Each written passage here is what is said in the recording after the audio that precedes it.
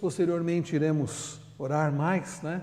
Iremos orar especificamente por alguns pedidos daqui a pouco. Mas a primeira parte da nossa reunião é a parte de estudo. Ao longo do mês de outubro estaremos fazendo dessa forma.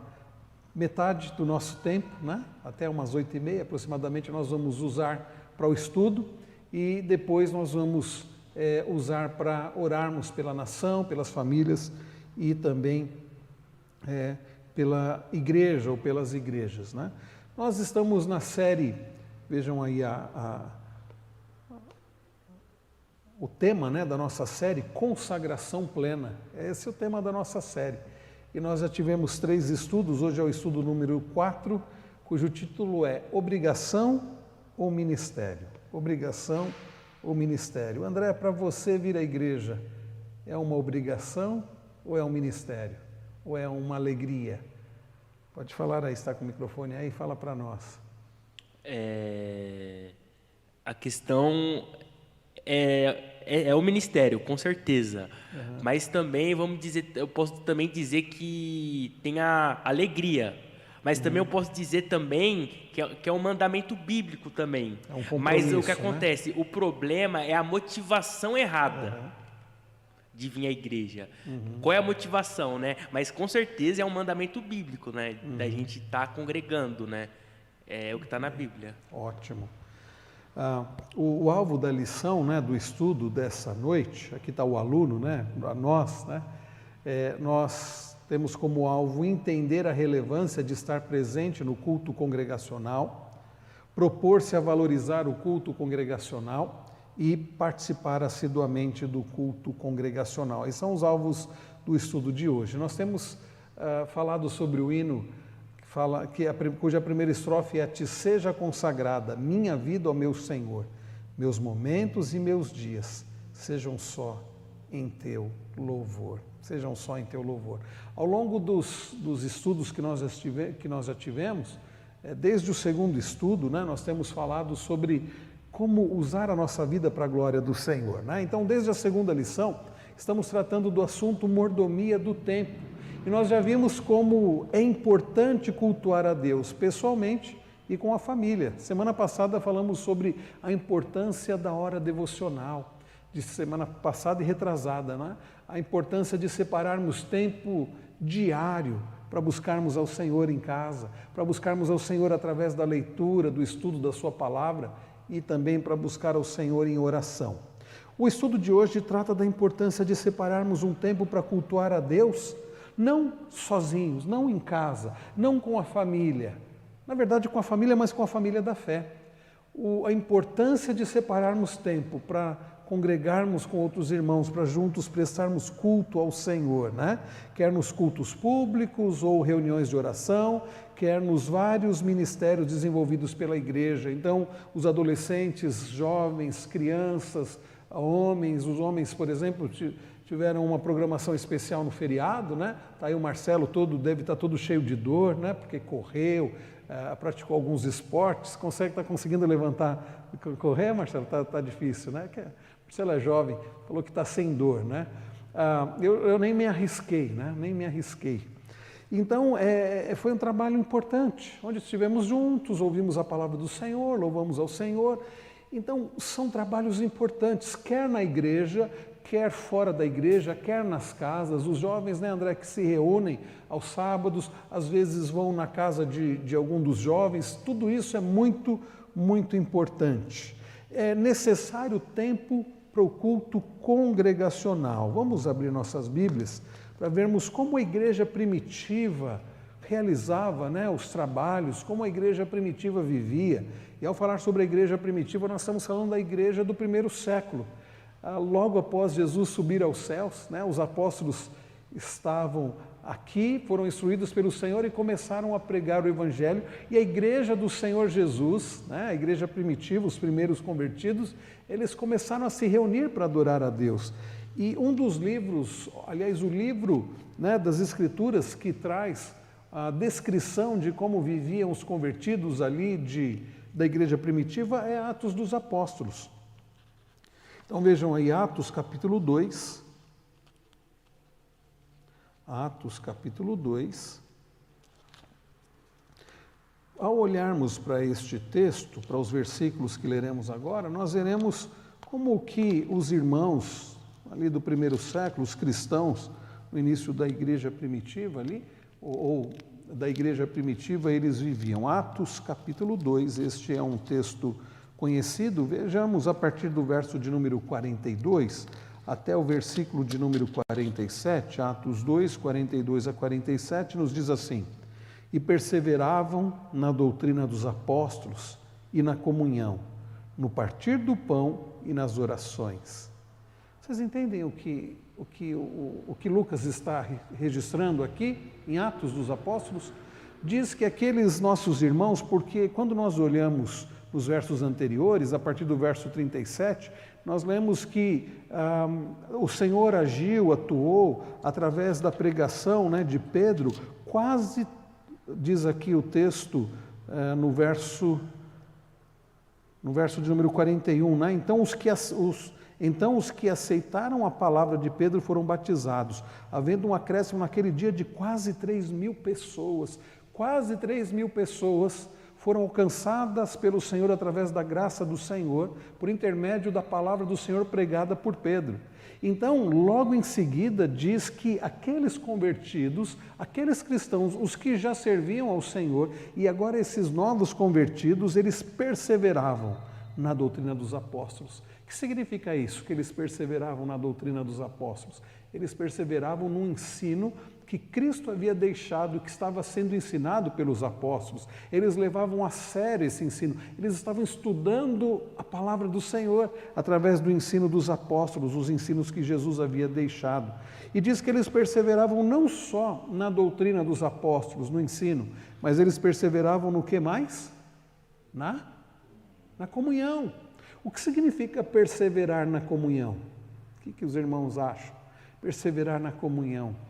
É possível ter comunhão? Vejam, nós ainda vivemos alguns resquícios da pandemia, né? Algumas pessoas ainda não saindo de casa, principalmente pessoas com comorbidades, mas tem como estarmos em comunhão estando distantes? É claro que é importante que quem não pode estar presente consiga acompanhar pela internet, mas é a mesma coisa do que estarmos juntos aqui.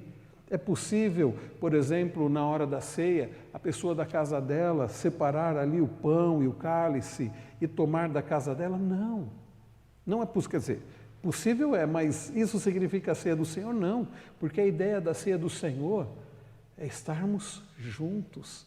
Então eles perseveravam na comunhão, o que mostra que eles estavam juntos, eles separavam tempo para estar juntos, eles perseveravam na doutrina dos apóstolos, na comunhão, no partir do pão, e os estudiosos creem que esse partir do pão se refere à ceia do Senhor, no partir do pão e nas orações. Eles estavam juntos, eles oravam certamente de forma privada, certamente cada um nas suas casas, mas eles também, aqueles convertidos, os irmãos da igreja primitiva, eles também se reuniam para buscar ao Senhor em oração. Mesmo antes, né, quando nós lemos, aliás, nós vemos na sequência de Atos, como aqueles irmãos se reuniam para orar. Nós lemos, se você continuar aí folheando o livro de Atos dos Apóstolos, você vai encontrar passagens. Nós não vamos ter tempo aqui para olhar todo o livro de Atos, mas nós vamos encontrar passagens onde nós vemos os cristãos orando, os cristãos reunidos em oração. Eles, como nós veremos aqui na sequência do texto, eles se encontravam. Olha o que diz o verso de número 43. Em cada alma havia temor, e muitos prodígios e sinais eram feitos por intermédio dos apóstolos. Todos os que criam estavam, olha a palavra que aparece aí, estavam o quê?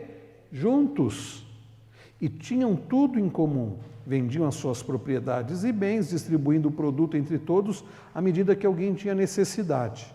Diariamente perseveravam unânimes no templo, partiam pão de casa em casa e tomavam as suas refeições com alegria e singeleza de coração, louvando a Deus e contando com a simpatia de todo o povo. Enquanto isso, o Senhor lhes acrescentava dia a dia os que iam sendo salvos.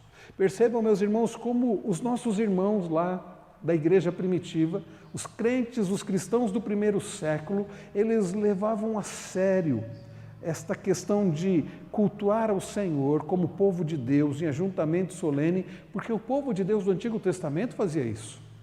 Eles se reuniam, né, na sinagoga, eles se reuniam, mesmo antes, né, quando havia o tabernáculo, eles adoravam ao Senhor, e quando foi construído o templo, eles reuniam no templo para orar, para adorar ao Senhor, para cultuar ao Senhor. E na igreja primitiva, né, eles começaram naquela época, antes da existência de templos, eles se reuniam nas casas. E era um tempo, com certeza, muito precioso para os irmãos. Indo um pouco à frente, em Atos ainda, no capítulo 20, vejam aí Atos capítulo 20, nós vamos olhar o verso de número 7, Atos 20, versículo de número 7, quando Paulo estava em Troade. É dito que no primeiro dia da semana, qual é o primeiro dia da semana? Não é segunda-feira não, né? É o domingo. No primeiro dia da semana, nós nos reunimos a fim de partir o pão. Paulo, que pretendia viajar no dia seguinte, falava aos irmãos e prolongou a mensagem até a meia-noite. Tá vendo, gente? Às vezes vocês reclamam, o pastor prega um pouco mais, né? Mas a gente nunca sai daqui depois das 9, né, da noite. E nem depois do meio-dia, né, de manhã, no culto da manhã. Paulo prolongou um pouco mais e eles ficaram até a meia-noite. Mas o que nos chama a atenção aqui não é a descrição de que Paulo tenha se prolongado um pouco mais, mas é o fato de que eles se reuniam no primeiro dia da semana, no domingo. Aliás, esse é um dos motivos porque é que hoje o nosso Shabat, o nosso dia de descanso, né, porque a palavra sábado significa dia de descanso, o nosso dia que nós consagramos para o Senhor é o domingo, porque é o dia de descanso que nós temos, né, na nossa nação, na nossa cultura é o domingo. Então, ninguém pode nos acusar, dizer assim, alguns cristãos desobedecem à lei do Senhor porque eles não guardam o sábado. Nós guardamos o Shabat, que significa dia de descanso. O sábado é dia de descanso, só que o nosso Shabat é o domingo, como os cristãos da igreja primitiva faziam. Jesus Cristo ressuscitou no domingo. A igreja se reunia para adorar, para orar, para estudar a palavra do Senhor no domingo, né? E então diz o texto que eles se reuniram a fim de fazer o quê? Partir o pão. Aqui é a ideia também da ceia do Senhor. Partir o pão e ouvir a pregação da palavra do Senhor. Ouvir a pregação da palavra do Senhor. E um pouco à frente, vamos agora abrir nossas Bíblias em 1 Coríntios, capítulo 16.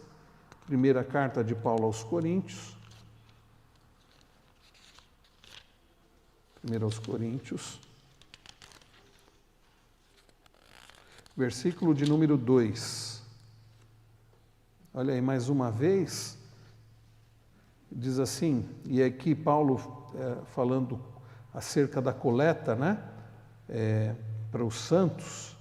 No primeiro dia da semana, cada um de vocês separe uma quantia conforme a sua prosperidade e vá juntando para que não seja necessário fazer coletas quando eu for. Ou seja, Paulo já está preparando aqueles irmãos para que estivessem preparados, né, para suprir a necessidade de outros irmãos, para que no primeiro dia da semana, né, eles separassem isso para que fosse entregue. Então, quando é que os cristãos se reuniam? Primeiro dia da semana. E eles se reuniam para orar, eles se reuniam para ouvir da palavra do Senhor, eles se reuniam também para contribuir, né? Não para enriquecimento de alguém ou para algum líder espiritual, mas para a necessidade dos cristãos, para a necessidade dos cristãos. Então, a igreja primitiva se reunia? Se reunia semanalmente, se reunia no primeiro dia da semana, num domingo, se reunia para orar, como nós vimos em Atos 2:42, se reuniam para a pregação da palavra do Senhor, para o estudo da palavra do Senhor, eles perseveravam na doutrina dos apóstolos, eles perseveravam na oração, eles perseveravam no partir do pão, na ceia do Senhor, eles perseveravam na comunhão. Irmãos queridos, nada substitui os meios de graça que o Senhor deixou para nós. Os teólogos chamam de meios de graça aquilo que Deus deixou para o nosso crescimento espiritual, para o nosso fortalecimento espiritual. Quais bênçãos nós temos para o nosso crescimento, coisas que Deus deixou para que sejamos animados, fortalecidos, santificados.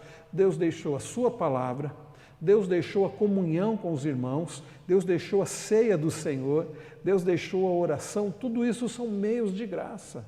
Agora, o que acontece quando a pessoa negligencia isso? Ela está negligenciando meios que Deus deixou para o crescimento espiritual dela. Ela está negligenciando, está desperdiçando meios que Deus deixou para o encorajamento, para o fortalecimento, para a bênção para a vida dela. Então você pode ficar separado e não congregar, e você vai perder, você vai deixar de ser edificado pelos irmãos, pelos dons que Deus deu a outros, que servem para te abençoar, você vai deixar de ser usado por Deus naqueles dons que Deus te deu para você abençoar outros. Então não devemos, queridos, ficar isolados. Alguém isolado, ele vai sofrer, ele não vai conseguir, ele não vai ter com quem compartilhar, isso é ruim. Se a pessoa está impedida, por um motivo justo, a igreja vai até a pessoa, o pastor deve levar a ceia, irmãos devem visitar, mas se você não está impossibilitado, não negligencie a bênção de estar com o povo de Deus. Que é um povo imperfeito? É. A igreja é imperfeita? É imperfeita, porque é formada por pecadores. Há problemas na igreja? Há, mas ainda assim, meus irmãos, o povo de Deus, a igreja do Senhor Jesus, o ajuntamento com o povo de Deus é abençoador para pessoas imperfeitas como nós, Então, comparemos a nossa igreja com a igreja primitiva. Não estamos precisando de um retorno? Não seria bom adotarmos o programa da igreja primitiva? Será, queridos, que a igreja moderna não está precisando voltar ali para os princípios da igreja primitiva? Hoje não, Esse mês é o mês da Reforma Protestante. Em 31 de outubro nós celebramos a Reforma Protestante. E a Reforma Protestante nada mais foi do que um retorno às Escrituras. E um retorno às Escrituras para que a igreja vivesse de acordo, para que a igreja viva de acordo com as Escrituras. E eu tenho visto, queridos, nos dias de hoje, na chamada igreja moderna, uma supervalorização do culto online, se é que se pode chamar de culto online, porque se é online, como vamos chamar de culto? Nós temos visto uma valorização daquilo que não foi o que Deus deixou para nós. Como eu disse, a pessoa está em viagem, está impossibilitada, é uma bênção ela poder acompanhar, mas nada substitui estarmos juntos. Eu tenho visto uma supervalorização de uma vida distante de irmãos. Como foi precioso quarta-feira, o grupo que esteve junto ali, como foi precioso domingo passado estarmos aqui cultuando ao Senhor, como foi precioso dias atrás estarmos lá em Serra Negra, na casa do nosso irmão Salvador, juntos também. É um tempo precioso, é quando nós conseguimos conversar melhor com os irmãos, conhecer melhor os irmãos, saber das lutas que irmãos nossos enfrentam, saber das alegrias que os irmãos também experimentam. Isso tudo é edificante para a nossa vida. Nós precisamos, como os irmãos, nossos irmãos lá da igreja do primeiro século, viver essa comunhão, estarmos mais juntos em oração, em adoração, Então, a igreja, como que é a igreja moderna e o culto? Vamos abrir em Hebreus 10, lá mais para o final da Bíblia, Hebreus 10. Este é um texto conhecido.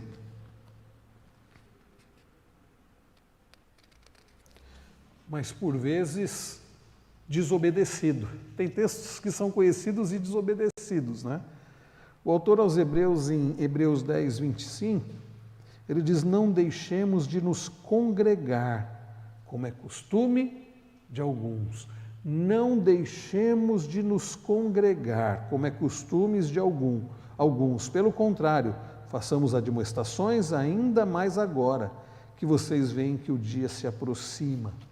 Já nos dias, né, de que essa carta foi escrita, né, não sabemos quem a escreveu, alguns acham que foi Paulo, outros acham que foi Apolo, outros acham que foi Barnabé, outros acham muitas teorias, mas não vamos ficar em especulações aqui, com especulações, não importa. O que importa é que foi alguém que era de fato um pastor zeloso, cuidadoso e inspirado pelo Espírito Santo. Ele trouxe esses ensinamentos, não somente para os nossos irmãos daqueles dias, os primeiros ouvintes, os primeiros leitores dessa carta, mas para nós hoje. Agora vejam que algo que acontece hoje, já acontecia naqueles dias. Pessoas que eram membros do corpo de Cristo, da igreja do Senhor Jesus, estavam deixando de fazer o quê? Congregar. Por quais motivos? Hoje existem muitos motivos, né? Alguns vão dizer, não tenho tempo, eu trabalho muito, trabalho de segunda a sábado, domingo é o único dia que eu tenho para dormir até mais tarde. Não, mas tem um culto da noite. Não, mas aí também eu preciso dormir mais cedo. Domingo é o único dia que eu tenho para limpar a casa. Domingo é o único dia que eu tenho para fazer isso, para fazer aquilo.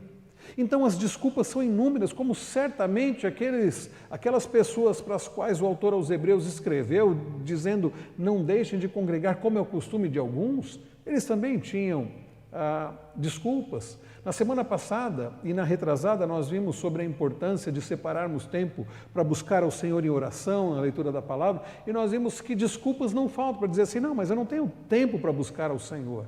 É a correria do dia a dia, é o trabalho, são os filhos, são as atividades inúmeras, são os cursos. Irmãos, nós separamos tempo para aquilo que para nós é importante. E como povo do Senhor, nós não podemos deixar de congregar. É quando estamos congregados como corpo de Cristo, que oramos uns pelos outros, estamos juntos e podemos usar os dons, né, para edificação mútua, que ouvimos a palavra do Senhor juntos e podemos compartilhar disso e podemos adorar ao Senhor juntos. Este é um tempo por demais precioso que não podemos negligenciar. Então, o culto público foi algo que o povo de Deus, né, praticou no Antigo Testamento e desde também da igreja, do início da igreja, como nós vimos em Atos 2, o povo do Senhor tem praticado. E ao longo da história da igreja, o povo tem praticado. O povo do Senhor reunido em adoração é o culto público. Isso significa que eu não posso praticar, oferecer o meu culto privado? É claro que pode e deve, como nós vimos nas semanas anteriores. Separar tempo diário para você adorar ao Senhor, orar e estudar a palavra do Senhor. Mas a nossa adoração privada, a adoração que prestamos ao Senhor na nossa casa, não substitui a adoração pública, o culto público. Existirá um investimento melhor para o tempo do que passá-lo na igreja com os irmãos, adorando e louvando a Deus? Passeio nenhum, meus irmãos, substitui isso. Trabalho nenhum deve substituir isso. Isso é um tempo que não podemos negligenciar. Eu penso, queridos, que em nome de uma readequação, ou como é que aquele pastor disse lá de fazer na Bíblia, atualizar na Bíblia, né? Alguns estão até atualizando os mandamentos. E é fato, queridos, que alguns dos mandamentos que Deus deixou para o seu povo cessaram ou tiveram o seu propósito cumprido em Cristo. Mandamentos relacionados às questões cerimoniais do Antigo Testamento, dos sacerdotes, de animais, pegar animais, sacrificar animais e entrar no Santo dos Santos e tudo aquilo, aquilo apontava para o Cordeiro de Deus, Cristo, que ao se entregar na cruz cumpriu tudo aquilo. Então percebam que as leis cerimoniais que nós encontramos lá em Levíticos, por exemplo, tiveram seu cumprimento em Cristo. As leis relacionadas a Israel como nação, né, as leis civis, não tem a ver conosco hoje. Nós temos a Constituição do nosso país. Agora, as leis morais continuam vigentes hoje. Em outras palavras, os 10 mandamentos continuam aí para nós seguirmos e obedecermos. E um dos mandamentos é separar um dia para o Senhor, né? Não negligenciar o dia do descanso, né? Que para nós é o domingo, que é o Shabat, o dia do descanso. E não é para ficarmos em casa, na rede, ainda que seja um dia propício também para você descansar, mas não significa deixar de adorar ao Senhor, né? Nós temos falado sobre isso, e adorar ao Senhor como povo de Deus em culto público. Também, meus irmãos, o que nós vamos fazer daqui a pouquinho, a reunião de oração coletiva. Devemos orar sem cessar, diz Paulo. Devemos orar nas nossas casas, no nosso momento devocional, mas não podemos negligenciar a reunião de oração coletiva. É muito importante estarmos juntos orando. Veja, nós conclamamos a igreja para no mês de outubro estarmos juntos aqui em oração pela família, em oração pela igreja, em oração pela nossa nação. Nós estamos aqui, 1, 2, 3, 4, 5, 6, e os irmãos estão ali em cima, 7, 8, e mais o diácono ali na porta, 9 pessoas, né? E eu sei que de fato é um desafio durante a semana, mas é um tempo precioso, e aqueles que não puderam vir aqui, não negligenciem de estar orando em família, porque é muito importante a reunião de oração coletiva, né? Você tem reservado um tempo durante a semana para estar na igreja orando com seus irmãos e por seus irmãos? As nossas irmãs têm conseguido um grupo, né? Tem vindo aqui às terças-feiras, de manhã não, à tarde, às 15 horas, um grupo de senhoras tem se reunido aqui, né? Às 15 horas, toda terça-feira, orando, né? Pelas famílias, orando pela igreja, orando pela nação, né? E um grupo tem estado aqui às quintas-feiras orando, e então isso é muito importante. A reunião de oração tem morrido em muitas igrejas. Esses dias eu li um texto, né, sobre a morte da dona reunião de oração. Faleceu na igreja tal a dona reunião de oração. E é um texto bastante interessante falando sobre a morte da reunião de oração, coisa que já aconteceu em muitas igrejas. E nós não podemos deixar que a reunião de oração morra, nós não podemos deixar de orar. Os jovens que, né, fazem a reunião de oração online, eu entendo a dificuldade para estar juntos durante a semana, mas ao menos estão conseguindo, né, fazer uma reunião, mesmo que seja online, e eles têm orado uns pelos outros, eles têm orado pela igreja, isso é muito importante. Toda quarta-feira, né, André, às 21 horas, reunião de oração online. Pastor, eu não consigo estar na terça-feira às 15 horas para orar, eu não consigo quinta-feira estar na igreja para estudar a palavra e orar, mas você talvez consiga quarta-feira às 21 horas. Mas não é só dos jovens? Não, é para toda a igreja, para todos aqueles que quiserem, né? É só pedir que os irmãos compartilhem o link, Reverendo, né, André? É só para dizer assim que essa reunião do jovem, para mim, no começo, que eu comecei aqui na IPJ, foi muito importante, porque assim, na pandemia, estava tudo restrito, né? Não podia se reunir com o jovem e tal. Aí o que acontece? Com essa reunião de oração com jovens, para eu estar me reunindo com jovens, foi o primeiro passo, foi bastante útil para conhecer os irmãos, para pedir oração, foi muito edificante, assim, sabe? No começo, quando comecei aqui na IPJ, foi muito bom. Importante, né, André? E de fato é muito importante, né? Então, para encerrar essa aplicação, né, para hoje, tem sido essa prática em nossa igreja? Não será desatenção a essa recomendação a causa de estarmos vivendo dias tão intranquilos, violentos, com tanta maldade e desrespeito? Eu tenho recebido muitas mensagens, WhatsApp, tenho visto muito também em Facebook, pessoas desesperadas colocando questões políticas, né?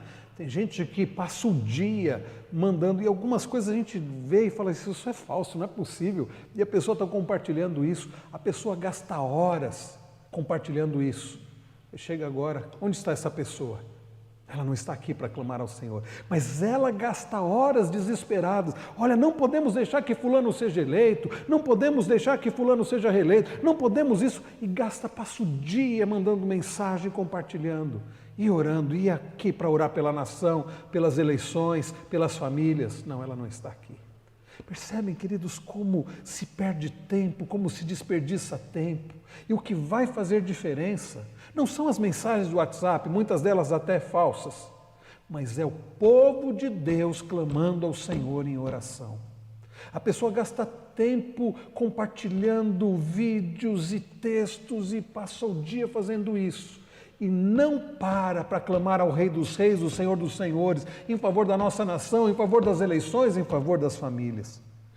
Então, a nossa terra está muito doente, precisa ser curada. E aí nós nos lembramos das palavras de 2 Crônicas 7,14. Depois de Salomão, né, quando Salomão constrói o templo e dedica ao Senhor, Salomão diz assim, Senhor, se o teu povo, que se chama pelo teu nome, se arrepender e buscar ao Senhor e clamar ao Senhor, Senhor, ouve o teu povo. E Salomão pede ao Senhor e Deus responde. Olha o que Deus diz: se o meu povo orar, então eu ouvirei e sararei a sua terra. Os irmãos conhecem o texto: se o meu povo, que se chama pelo meu nome, se humilhar e orar, eu vou ouvir e eu vou abençoar. Mas sabe, queridos, as pessoas estão mais dispostas a ficar discutindo sobre os problemas, a ficar falando sobre os problemas, a ficar compartilhando sobre problemas em redes sociais, do que a clamar ao Senhor, apresentando os problemas e dizendo: Senhor, tem misericórdia de nós.